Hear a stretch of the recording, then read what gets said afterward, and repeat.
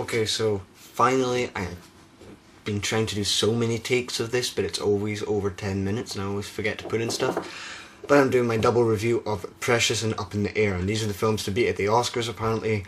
And as I really sometimes don't care about the Oscars and fairly think the Oscars is an overrated show half the time because it's a show. And also because, you know, a lot of films in the contest last year were really not deserving, and over the past few years it hasn't been as deserving as, you know, back in the old days.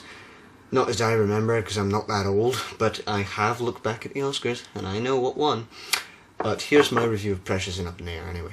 And Precious, let's start off with that. Now this stars Monique and Mariah Carey and is produced by Tyler Perry. No, I'm really not looking forward to this. Now I had doubts about this film actually being any good, even though it had a lot of critical acclaim.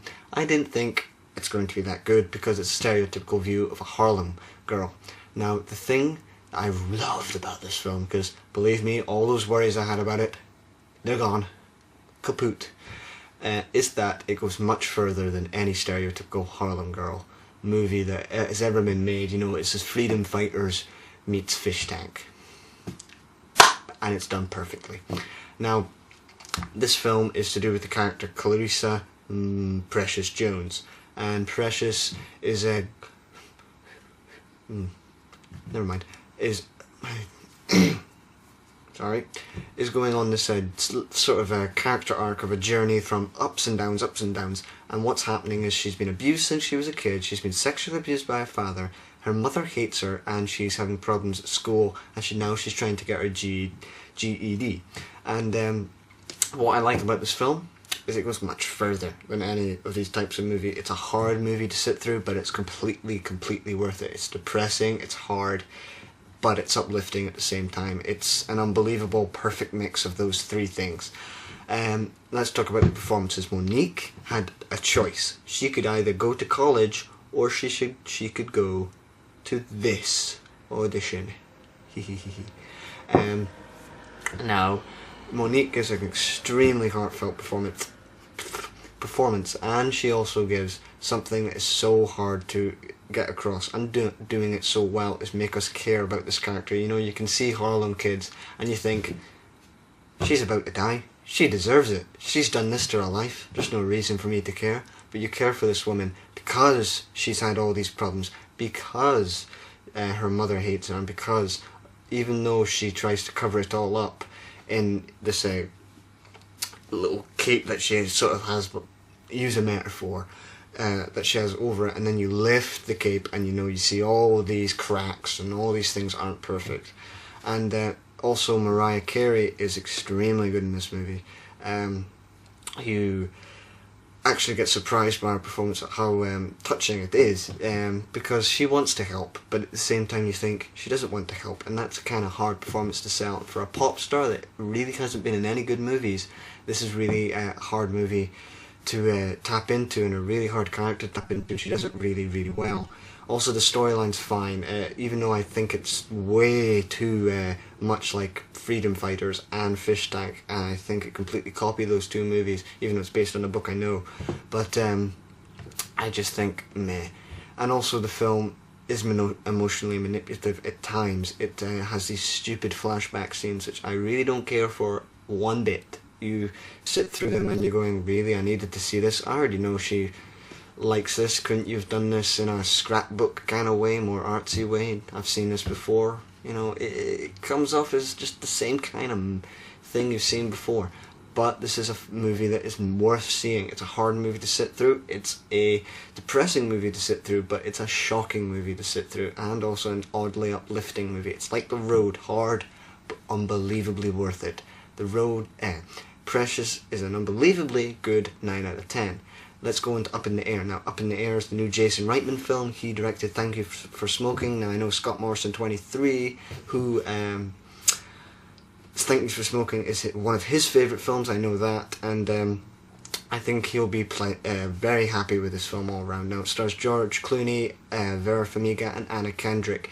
Now, the story is to do with Ryan Bigham, and he is a a person who fires people for a living, and his goal in life is to try and get 10 million miles by flying. Yeah, it's sad as hell. And what happens is he meets Anna Kendrick, who's trying to turn his life upside down by introducing webcams to his career work so he doesn't have to travel as much. But then he meets Vera Farmiga, who's the love interest in this film, and what is the character arc of this film? It's him trying to be turned away from his life that he already had to another one, and that he's actually trying to find someone who he can actually care for, and it's all about him opening up to other people. That's the film in a nutshell. Now, the film has great performances. This is the thing that the film has been hyped up to the max for. George Clooney's performance is absolutely fantastic throughout. He's very funny, he's very touching, and he does it so well. This is his best performance from since Oh Brother Where Art Thou. Sorry if this comes out as rushed, but 10 minutes for 2 films, way too short. Vera Farmiga, she's fine, she's really funny for the most part, she's not particularly anything new, she's just there, even though, wow, she's hot. But the best part of this film, what's that noise? The best part of this film is Anna Kendrick's performance. I loved her in this film. She's the most underrated part of the movie.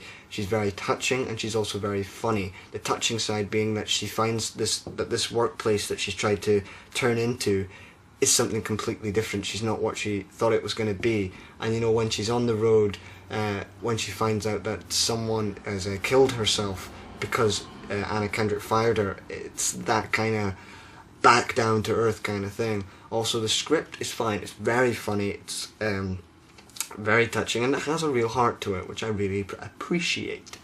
But the performances are the best part of this movie and what carry the film and make it so entertaining. There are big laughs in here, even though I have some problems. It's a very slow movie to get into. For the first 20 minutes, nothing really happens, and you know, it's got some really dumb jokes like, cancer? What? Can I have your can, sir? Oh, okay. It's not very funny. Also, it goes from slow to going really quick, because the best parts are with Anna Kendrick and George Clooney, because it's great chemistry on screen, and it's the way that they're able to do that. And you know, it goes from good to slow to fast to slow, and it has a really odd pace. I also think this film isn't as clever as it thinks it is at times. But those are really my only problems with the film. Even though it has an odd pacing, and that's my problem with Juno at times. And Thank You for Smoking, I have to admit. But the film is very funny, very entertaining, even though I don't think it should win as many Oscars or even as many Golden Globes as it did, even though it won hardly any.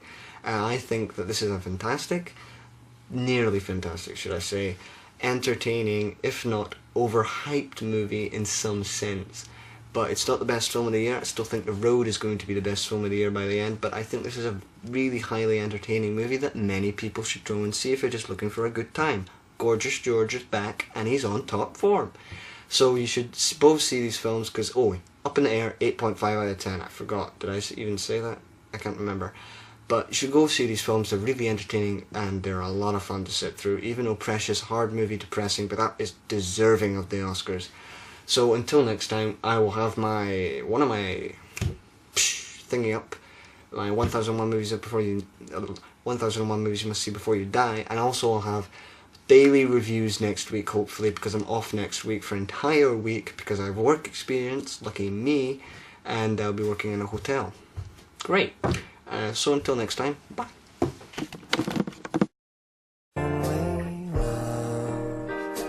Don't be afraid, it's all